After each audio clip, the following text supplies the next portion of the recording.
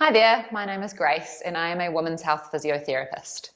A women's health physiotherapist can help you through your pregnancy and your postpartum journey to ensure that you feel comfortable throughout this time. We are skilled in the assessment and management of all pelvic floor related concerns, including bladder and bowel dysfunction, prolapse and pain. We are also experienced in assessing and managing diastasis recti or abdominal separation throughout your pregnancy and beyond. This video is going to discuss the importance of the pelvic floor, teach you how to perform a good pelvic floor contraction, and ensure that you are aware of some of the symptoms that might present that indicate that your pelvic floor needs further assessment. The pelvic floor is a sling of muscles that sits at the floor of the pelvis. And you can see here with my model that the muscles run all the way from the front of the pelvis to the back and up each side. If we look superficially, you can see that the pelvic floor muscles also sit around the entrances to the urethra, the vagina, and the anus. The muscles, when functioning well, help us to control our bladder and our bowel function. They aid in sexual function, and they play a very important role in supporting the pelvic organs. For women, this includes the bladder, the uterus, and the bowel. These muscles function just like any other muscle in our body, in that they can tighten and relax. They might be strong or weak, they may be tight or flexible, or they may be injured. A well-functioning pelvic floor will allow you to run, jump, and move through your life without concerns.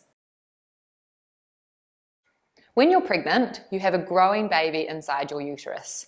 And over time, and as your pregnancy progresses, this can become quite heavy.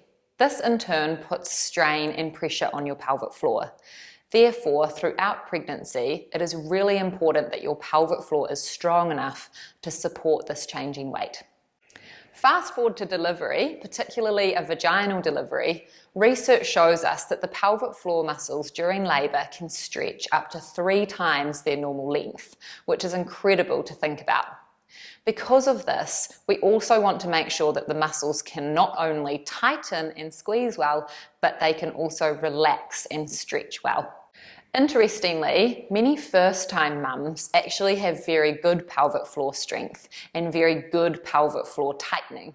In fact, they actually need to work on the relaxation phase or the coordination of their pelvic floor. Research tells us that if a woman can learn to relax her pelvic floor well during the pushing stage of labour, this can help to significantly reduce stage 2 labour length time and reduce the incidence of perineal tears.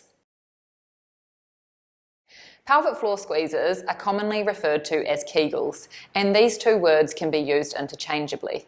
You might be wondering how to perform a Kegel or how to make sure that you are actually performing your pelvic floor exercises correctly. When you do a pelvic floor exercise, it is important to focus on both the tightening and the relaxation phase.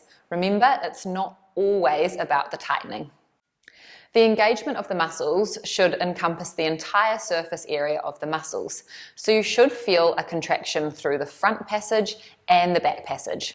Try not to hold your breath while doing this, and ensure that you are not squeezing other muscles in your body like your buttocks, your abdomen, or your jaw.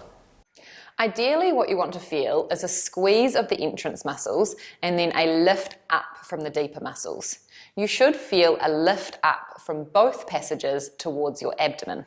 Some helpful cues that I use in clinic to help to get that muscle contraction include imagining that you are holding in a wee and wind at the same time, imagining that you are holding a tampon in, or picturing an elevator going up the different floors of a high-rise building.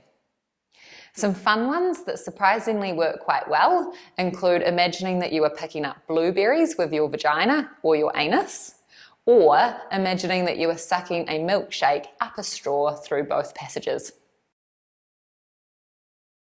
If you can feel a good squeeze and a good release, now see if you can hold that squeeze for at least 5 seconds.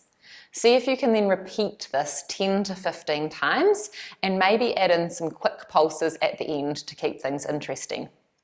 It's important to try and practice your pelvic floor exercises in different positions. You can practice these in lying down, sitting, standing or on your hands and knees. This ensures that your pelvic floor is being trained in functional positions that match the activities of daily life.